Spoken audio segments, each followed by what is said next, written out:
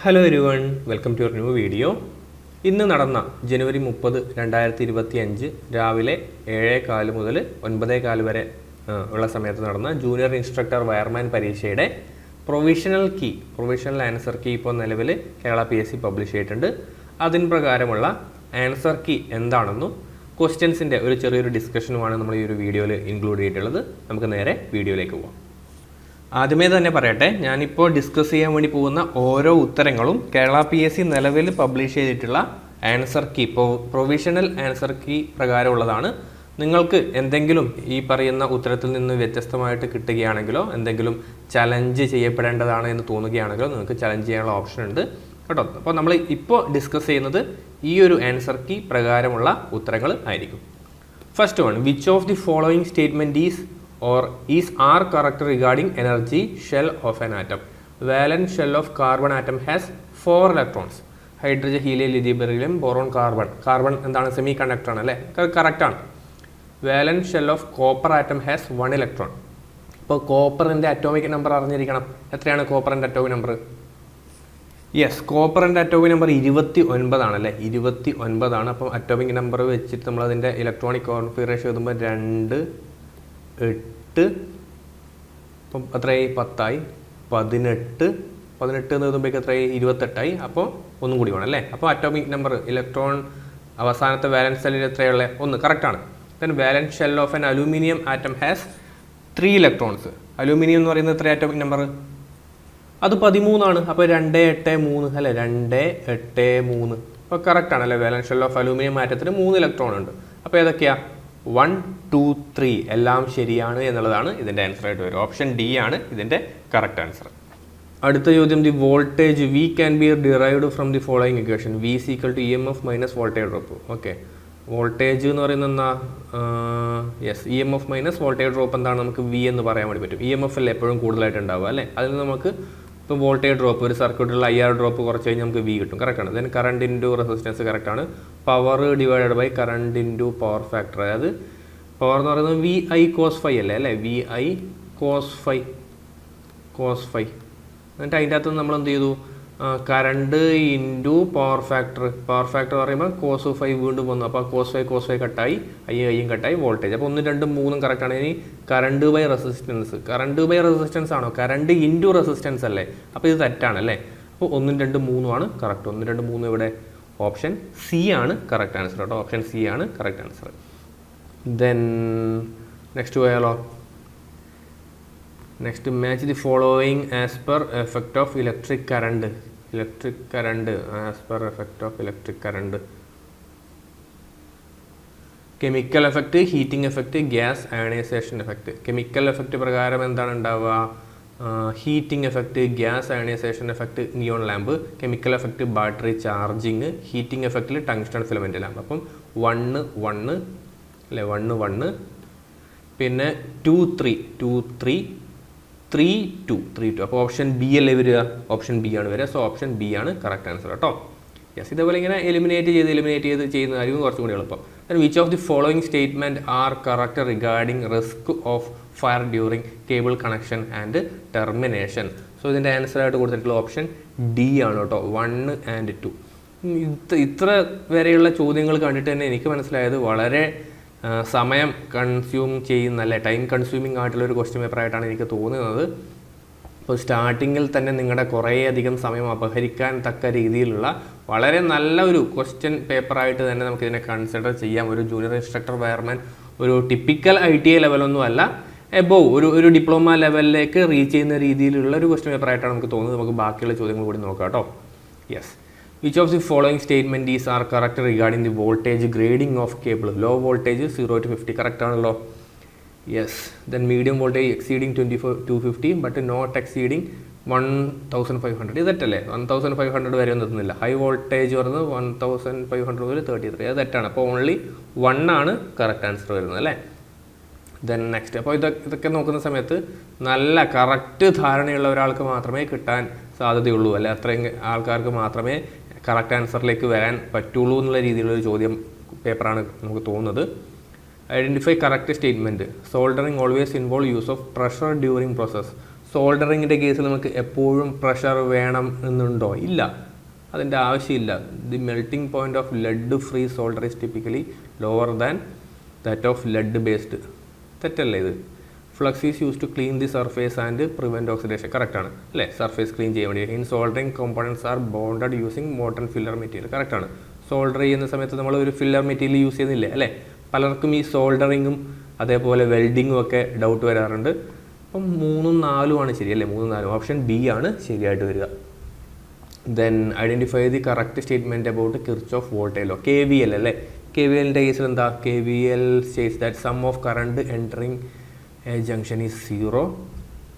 Correct statement about KVL അല്ലേ? Sum of current entering a junction is 0. തെറ്റല്ലേ? ഇത് KCL അല്ലേ വരുന്നത് അല്ലേ? KVL applies to only DC circuit അല്ല, AC-ലും DC യൂസ് ചെയ്യുക. KVL states that sum of all voltage drop around a close circuit. ഇത് കറക്റ്റാണ്. KVL is valid only for circuit and resistors. അല്ല, നമുക്ക് എന്ത് ചെയ്യാം? റെസിസ്റ്റേഴ്സ് അല്ലാത്തതിനൊക്കെ യൂസ് ചെയ്യാം കേട്ടോ. അപ്പോൾ ഓപ്ഷൻ 3 മാത്രം, ഓൺലി 3 ആണ് കറക്റ്റായിട്ടുള്ള ഓപ്ഷനായിട്ട് വരുന്നത്. Identify the correct statement about the law of resistance. Law of resistance പ്രകാരം എന്താ? Resistance is direct to square of the current. അല്ല, resistance of conductor increases as length increases. R is equal to rho into L by A. Then next, resistance depends on the material length and cross section area of the conductor. അപ്പം C ആണ് അതിൻ്റെ കറക്റ്റായിട്ടുള്ള പ്രോപ്പറായിട്ടുള്ള answer കേട്ടോ. അപ്പോൾ നിങ്ങൾക്ക് വേണമെങ്കിൽ എനിക്ക് തോന്നുന്നു ചിലപ്പോൾ ഇതൊക്കെ ഈ ഒരു ചോദ്യമൊക്കെ ചലഞ്ച് ചെയ്യപ്പെട്ട് ഡിലീഷനൊക്കെ ആവാനുള്ള സാധ്യതയുണ്ട്. Resistance of A conductor increases as its length decreases എന്നാണ് അല്ലേ? അപ്പോൾ ഇതെന്തായാലും തെറ്റാണ്. ഇത് തെറ്റാട്ടോ. ഞാൻ വിചാരിച്ചത് ഇൻക്രീസസ് എന്നാണ് വിചാരിച്ചത്. അപ്പോൾ ഇത് കറക്റ്റ് ഓപ്ഷൻ സി മാത്രമാണ്. Next, identify the correct statement about Wheatstone bridge. Wheatstone ബ്രിഡ്ജിൻ്റെ കേസിൽ കറക്റ്റ് സ്റ്റേറ്റ്മെൻറ്റ് ഏതാണെന്ന് ചോദിച്ചാൽ bridge is balanced when no current flows through the kilometre. കറക്റ്റാണ്. Bridge is balanced when the ratio of resistance in 1 arm equals the ratio in the other arm. When the ratio of resistance in 1, അത് കറക്റ്റാണ് അല്ലേ? നമ്മൾ P/Q is equal to R/S അതന്നെയല്ലേ ഉദ്ദേശിക്കുന്നത്? Wheatstone bridge is use to measure unknown resistance with high precision. കറക്റ്റാണ്. Bridge work on the Kirchhoff voltage current law. കറക്റ്റാണ്. അപ്പോൾ എല്ലാം കറക്റ്റ് ആണല്ലോ. ഓപ്ഷൻ ഡി ആണ് കേട്ടോ. ഓപ്ഷൻ ഡി ആണ് കറക്റ്റ്. All are correct. പക്ഷേ ഇതിൻ്റെ പ്രശ്നം എന്താ പറയുക? ഈ ഒരു ചോദ്യമൊക്കെ വായിച്ച് മനസ്സിലാക്കി ആൻസർ എടുക്കണമെങ്കിൽ തന്നെ ഏകദേശം ഒരു 1.5 മിനിറ്റോളം വേണം. ഒരു ചോദ്യത്തിന് 1.5 മിനിറ്റ് എന്നൊക്കെ പറയുന്നത് കേരള PSCയെ സംബന്ധിച്ചിടത്തോളം, ഒരു ടെക്നിക്കൽ എക്സാമിനെ സംബന്ധിച്ചിടത്തോളം ഒരു കൂടിയ സമയമാണ്. അപ്പം സ്റ്റാർട്ടിങ്ങിൽ തന്നെ ഇത്തരം ചോദ്യങ്ങൾ വരുന്ന സമയത്ത് ഉദ്യോഗാർത്ഥികൾക്ക് സമയനഷ്ടം ഉണ്ടാവുകയും അതിനുശേഷമുള്ള ചോദ്യങ്ങൾ ചെയ്യുന്ന സമയത്ത് അവർ തെറ്റുവരുത്താനുള്ള സാധ്യത കൂടുകയും ചെയ്യും കേട്ടോ. ഇപ്പം അതിനുശേഷം ചിലപ്പോൾ ഒരു 30-ന് ശേഷം അല്ല 50-ന് ശേഷം വളരെ ചെറിയ ചെറിയ ചോദ്യങ്ങളായിരിക്കാം. പക്ഷെ നമ്മളെന്ത് ചെയ്യും? ഓട്ടോമാറ്റിക്കലി നമ്മുടെ കുറേയധികം സമയം നഷ്ടപ്പെട്ടിട്ട് നമ്മൾ ഓൾറെഡി ഒരു ഫാസ്റ്റ് ആയിട്ടുള്ളൊരു രീതിയിൽ നമ്മൾ പോകുമ്പോൾ ഒരുപാട് ചോദ്യങ്ങൾ മിസ്സാവാനും തെറ്റാനുള്ള സാധ്യത വളരെ കൂടുതലാണ്. അതൊക്കെ തരണം ചെയ്യുന്നവർക്കാണ് ഈ ഒരു എക്സാമിന് ഒരു നല്ല മാർക്ക് ഉണ്ടാകാൻ സാധ്യത. 10ാമത്തെ ചോദ്യം നോക്കാം. Select the correct statement about the voltage, current, resistance. When resistance increases, current increases if the voltage remains constant. Voltage constant ആണെങ്കിൽ റെസിസ്റ്റൻസ് കൂടുമ്പോൾ കറണ്ട് കൂടുന്നല്ലേ പറയുന്നത്? അല്ല, വോൾട്ടേജ് കോൺസ്റ്റൻ്റ് ആണെങ്കിൽ റെസിസ്റ്റൻസ് കൂടുമ്പോൾ കറണ്ട് കുറയണം അല്ലേ? അപ്പോൾ ഇത് തെറ്റാണ്. Voltage is equal to the product of current and resistance. Correct ആണല്ലോ. ഇത് തെറ്റേ. Current is inversely proportional to voltage at constant resistance. Current is inversely proportional to voltage at constant resistance. അല്ല, കറണ്ട് വോൾട്ടേജിന് എന്താണ്? ഡയറക്ട്ലി പ്രൊപ്പോർഷണൽ ആയിരിക്കും. Ohm's law shows that current increases with resistance at constant voltage. Constant വോൾട്ടേജിൽ അല്ല, അതും തെറ്റാണ്. അപ്പോൾ option only 2 ആണ് കറക്റ്റ് ആൻസർ കേട്ടോ. ഓൺലി 2 ആണ് correct answer. Then select the term represents the technique used to control the corrosion of a metal surface by making it as a cathode of an electrochemical cell. So എന്താണ് cathode protection? ചോദ്യത്തിൽ തന്നെയുണ്ട്. നമ്മൾ കാത്തോഡായിട്ട് use ചെയ്ത് കഴിഞ്ഞിട്ട് ആ രീതിയിലുള്ള protection electro plating ആണോ? അല്ല, കാത്തോഡ് പ്രൊട്ടക്ഷൻ തന്നെയാണ്. Next, according to Faraday's first law of electrolysis, mass of ion liberated at electron during electrolysis it is proportional to the quantity of electricity. ഞാൻ പറഞ്ഞില്ല ഫസ്റ്റ് ലോ. എവിടെ first law എന്ന് പറയുമ്പോൾ എന്താ? ഒന്ന് ഇങ്ങനെയല്ലേ എഴുതുക അല്ലേ? ഫസ്റ്റ് ലോ എന്ന് പറയുന്നത് കറണ്ടാണ് നമ്മൾ പറഞ്ഞ ഓർമ്മയുണ്ട്. നമ്മുടെ ക്ലാസ്സിൽ തന്നെ ഡിസ്കസ് ചെയ്ത ഒരു ചോദ്യമാണ് അല്ലേ? Proportional to the quantity of electricity. Option C ആണ് കറക്റ്റ് ആൻസർ. ഇപ്പോൾ കണ്ടോ, നമ്മൾ ഡിസ്കസ് ചെയ്ത ചോദ്യങ്ങൾ വന്നില്ലേ? What is the approximate value of the ECE value of silver? ECE value of silver ഞാൻ പറഞ്ഞിട്ടുണ്ട്. കുറേ അധികം വാല്യൂസ് നിങ്ങൾ മനപ്പാടം പഠിക്കണം, അലൂമിനിയത്തിൻ്റെ പഠിക്കണം എന്നൊക്കെ പറഞ്ഞിട്ട് ഞാൻ പറഞ്ഞിട്ടുണ്ടായിരുന്നു അല്ലേ? യെസ്, അതുപ്രകാരം സിൽവറിൻ്റെ ECE വാല്യൂ ആണ് ചോദിച്ചത്. സിൽവറിൻ്റെ ECE value none of the above ആണ് കറക്റ്റ് ആൻസർ കേട്ടോ. അതിൻ്റെ വാല്യൂ ഏകദേശം വരുന്നത് എനിക്ക് തോന്നുന്നു 1.11 ഇൻറ്റു 10⁻³ അല്ലെങ്കിൽ 1.11 മില്ലിഗ്രാം പെർ കുളമ്പ്, ആ ഒരു വാല്യൂ ആണെന്ന് തോന്നുന്നത്. So none of the above ആണ് ഇതിൻ്റെ correct answer. Then choose the rechargeable cell from the following. അപ്പോൾ സെക്കൻഡറി സെല്ലല്ലേ ചോദിച്ചേ, നിങ്ങൾ നോക്കിയിട്ട് പറഞ്ഞതിൽ ഏതാ റീചാർജ് ചെയ്യാൻ വേണ്ടി പറ്റുന്ന cell? Yes, nickel cadmium cell അല്ലേ, NaCd. Then which type of positive plate inside the lead acid plate battery is made by pure lead at the beginning and change to lead peroxide by the process of repeated charging and discharging. എന്താണ് answer? Yes, plant plate. Next, when the cell is fully charged it freely gives off hydrogen at cathode and oxygen at the anode, the process being known as gassing അല്ലേ? 16 gassing. ഇതൊക്കെ already നമ്മുടെ text ബുക്കിലൊക്കെ ഉള്ള നമ്മൾ discuss ചെയ്തതാണ്. Which of the following inspection is not done before charging battery? Weight of the electrolyte ആണ് അതിൻ്റെ correct answer കേട്ടോ. What type of charging method is used if the available supplies high voltage DC 220 volt 110 volt etcetera? So അതിൻ്റെ answer വരിക constant current മെത്തഡാണ്. Okay, which one of the following is not a defect of lead acid battery? lead acid ബാറ്ററിയിലെ defect പറയുന്നത് polarisation. Okay, polarisation എന്നുള്ളതാണ് defect അല്ലാത്തത്. Okay, polarisation എന്ന് വരുന്നത് എവിടെയാണ്? നമ്മുടെ പ്രൈമറി സെല്ലിനകത്ത് വരുന്ന ഒരു ഡിഫക്റ്റ് അല്ലേ? പാർഷ്യൽ ഷോർഡ്, ഹാർഡ് സൾഫേഷൻ, ബക്ലിംഗ് ഒക്കെ നമുക്ക് എന്ത് ചെയ്യാം? ലെഡ് ആസിഡ് സെല്ലിൽ വരും. പോളറൈസേഷൻ എന്ന് പറയുന്നത് പ്രൈമറി സെല്ലിലാണ് തോന്നുന്നു. ഓക്കെ, ദെൻ 20ാമത്തെ ചോദ്യം എന്ന് പറയുന്നത് what is the main difference between nickel iron cell and nickel cadmium cell? Type of negative plate എന്നുള്ളതാണ് അതിൻ്റെ കറക്റ്റ് ആയിട്ടുള്ള answer. Which winding of A DC machine carries alternating current only? ഏത് winding ആണ് alternating? AC മാത്രം ഉണ്ടാവുക? Armature ആണല്ലേ, കാരണം AC ആയാലും DC ആയാലും അതിൻ്റെ ആർമേച്ചറിൻ്റെ അകത്ത് AC തന്നെയായിരിക്കും, AC തന്നെയാണ് ജനറേറ്റ് ചെയ്യപ്പെടുക, പിന്നെ അത് നമ്മളത് കൺവേർട്ട് ചെയ്യും. among the following which one is not a part of DC generator? താഴെ പറയുന്നതിൽ ഏതാണ് DC ജനറേറ്ററിൻ്റെ ഒരു പാർട്ട് അല്ലാത്തത് എന്നാണ് അല്ലേ? യെസ്, സോ ആൻസർ വരുന്നത് end rings. Okay, end ring എന്നുള്ളതാണ് കറക്റ്റ് ആയിട്ടുള്ള answer. Then why is the armature of the DC generator made up of laminated high grade steel? Lamination ചെയ്യുന്നത് എന്തിനാണ്? എഡി കറണ്ട് ലോസ് കുറക്കുവാൻ വേണ്ടിയിട്ടാണ് അല്ലേ? യെസ്, സോ ആൻസർ വരുന്നത് to reduce hysteresis loss and eddy current loss.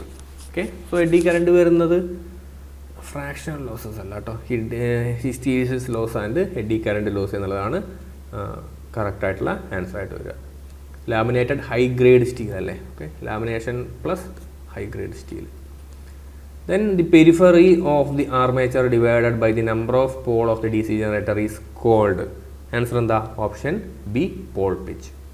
Okay, that is the distance between two adjacent pole, അത് pole pitch ആണ്. Among the following which condition is not required for the build-up of voltage in a DC generator? Okay, self excited DC ജനറേറ്ററിൻ്റെ കേസിൽ voltage ബിൽഡപ്പിന് required അല്ലാത്തത് ഏതെന്നാണ് ചോദിച്ചത്. If excited at load armature resistance should be high എന്നുള്ളതാണ് correct answer.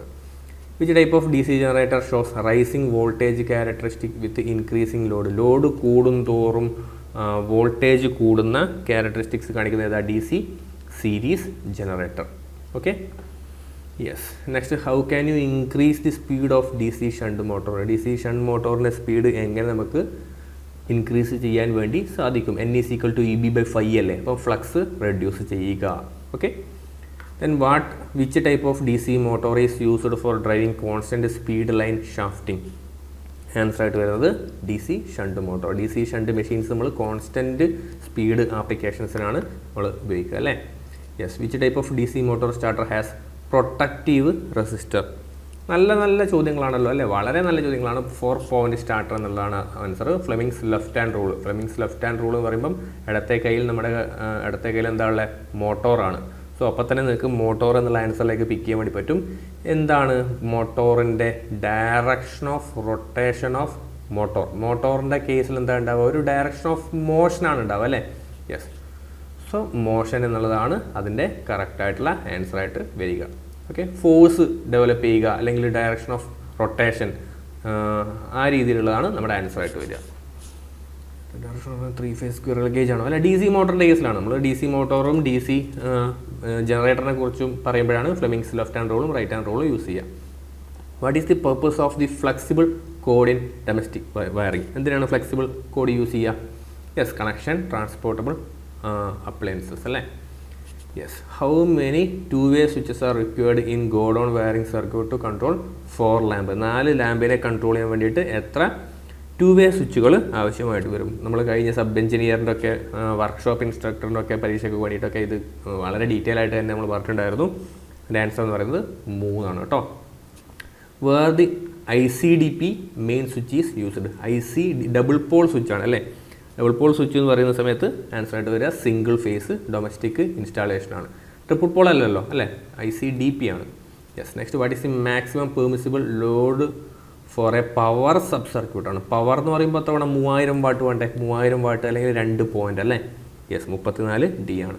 What is the reason for supplying AC to the electrode for measuring earth resistance? എന്തിനാണ് നമ്മൾ AC provide ചെയ്യുന്നത്? Avoid the effect of electrolytic. ഇത് common sense ആണ് കേട്ടോ. Electrolytic EMF interference ആണ്. ഈ electrolysis അല്ലെ ഇലക്ട്രോലൈറ്റിക് എന്നുള്ള പ്രഭാവം വരുന്നത് എപ്പോഴാണ്? DC മാത്രമാണ്. അപ്പോൾ നമുക്കത് അവോയ്ഡ് ചെയ്യാൻ വേണ്ടിയിട്ട്. Which electrical accessory belongs to general classification of accessories? General ക്ലാസിഫിക്കേഷനിൽ വരുന്നത് ഏതാണെന്ന ചോദ്യം? അത് ceiling roses. What is the expansion of ECC? Earth continuity conductor. Which material is coated in tungsten electrode of a fluorescent tube lamp? Answer ആയിട്ട് വരുന്നത് barium and strontium oxide. What is the function of leak transformer in high pressure sodium vapour lamp? എന്താണ് leak transformer നമ്മൾ use ചെയ്യുന്നത്? Yes, ignite the high voltage initially അല്ലേ. Yes. Which is the cold cathode lamp? Neon lamp. നമ്മൾ കുറേ കാലങ്ങളായിട്ട് കുറേ പരീക്ഷ പേപ്പറിലൊക്കെ എപ്പോഴും ഉണ്ടാകുന്നതാണ്. നിയോൺ സൈൻ ലാമ്പാണ് കറക്റ്റ് ആയിട്ടുള്ളത്. From the given option choose the unit of magnetic flux. ഫ്ലക്സിൻ്റെ യൂണിറ്റ് എന്താ? യെസ്, വോൾട്ട് സെക്കൻഡ് എന്നുള്ള ആ ഒരു യൂണിറ്റ് നമുക്ക് ഇവിടെ യൂസ് ചെയ്യാം കേട്ടോ. Volt second. Then magnetic lines of force coming from a magnet. എന്താണ് അതിൻ്റെ പ്രത്യേകത? കനോട്ട് ഇൻ്റർസെക്റ്റ് ഓൾ അല്ലേ. അത് ഒരു ഇൻ്റർസെക്റ്റ് ചെയ്യില്ലല്ലോ. യെസ്, അതൊക്കെയാണ് മാഗ്നറ്റിക് ലൈൻസ് ഓഫ് ഫോഴ്സിൻ്റെ പ്രോപ്പർട്ടീസിൽ നമ്മൾ പറയുന്നുണ്ട്.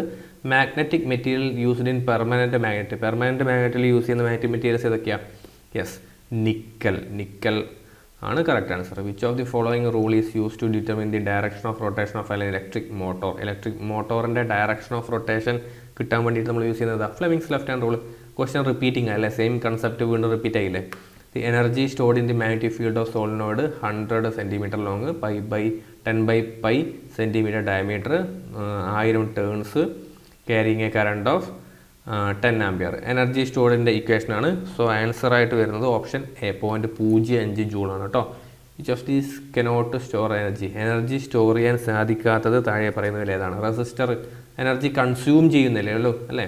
സ്റ്റോർ ചെയ്യാനുള്ള കപ്പാസിറ്റി ഇല്ല. സ്റ്റോർ ചെയ്യാൻ കപ്പാസിറ്റർ, ഇൻഡക്ടർ, അതിൻ്റെ സർക്യൂട്ടുകൾക്കൊക്കെയാണ് സ്റ്റോർ ചെയ്യാൻ വേണ്ടി പറ്റുക. AC വരുന്ന മറ്റ് ഈ പറയുന്ന കപ്പാസിറ്റർ, ഇൻഡക്ടറിനും LC സർക്യൂട്ടിനൊക്കെയാണ് പറ്റുക.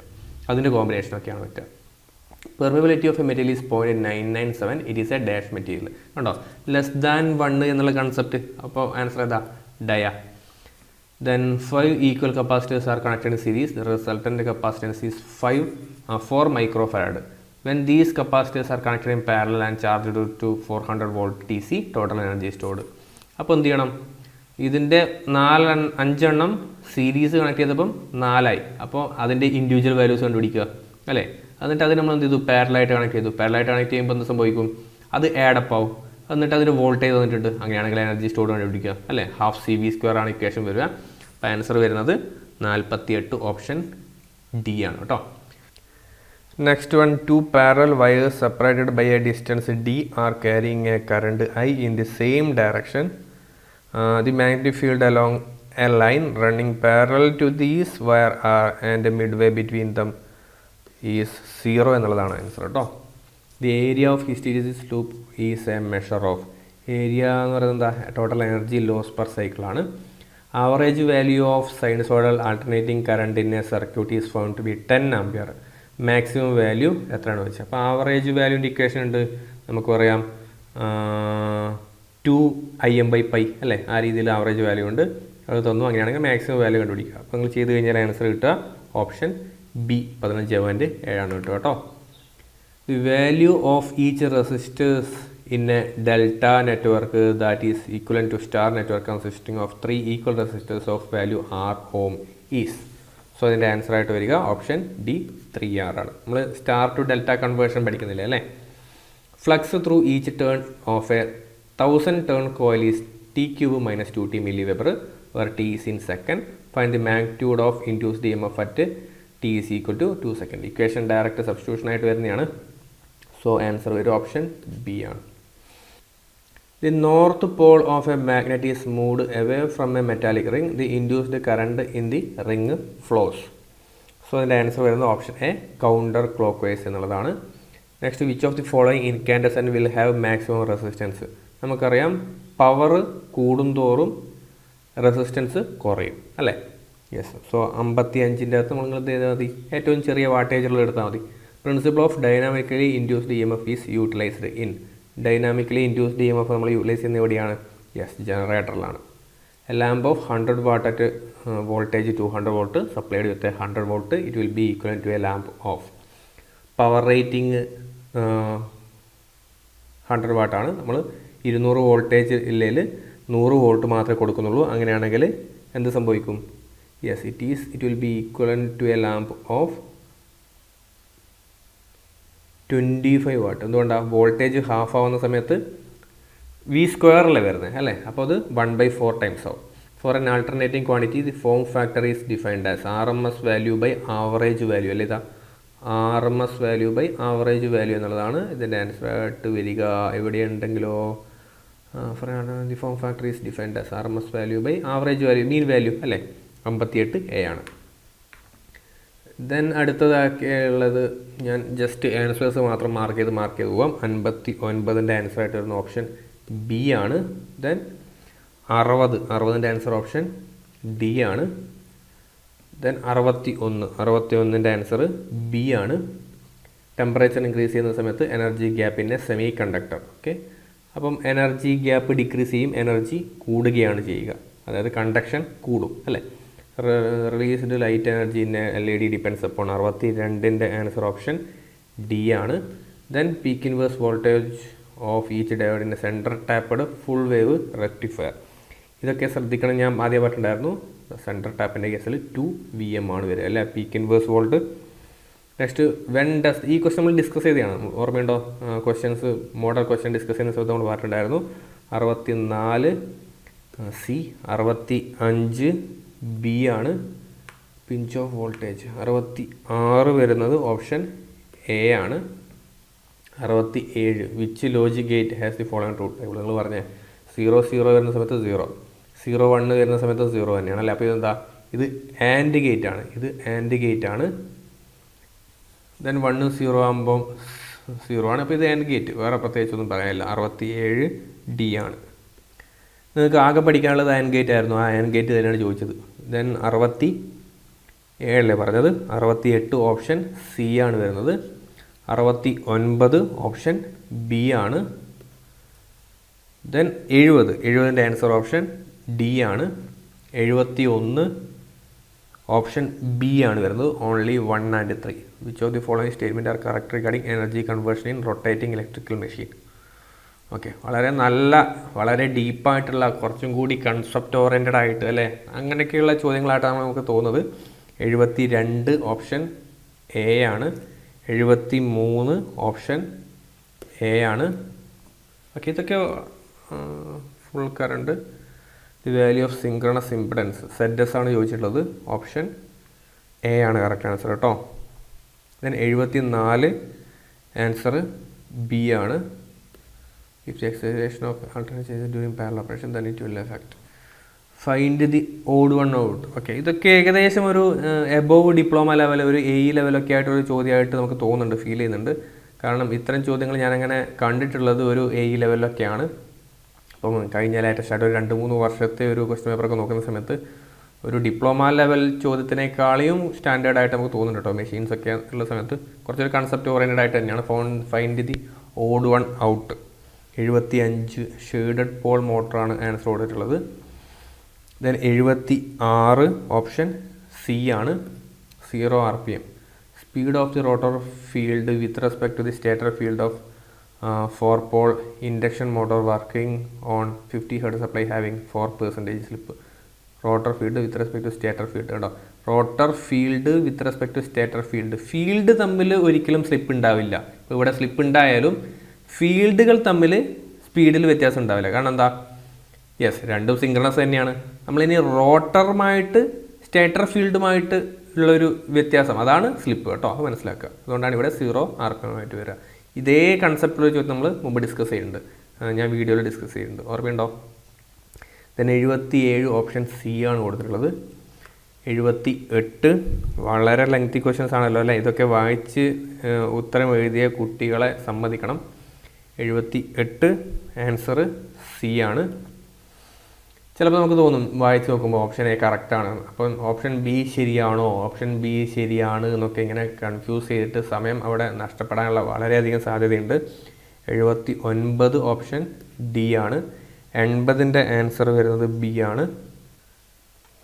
ദെൻ 81 ആൻസർ ഡി ആണ്.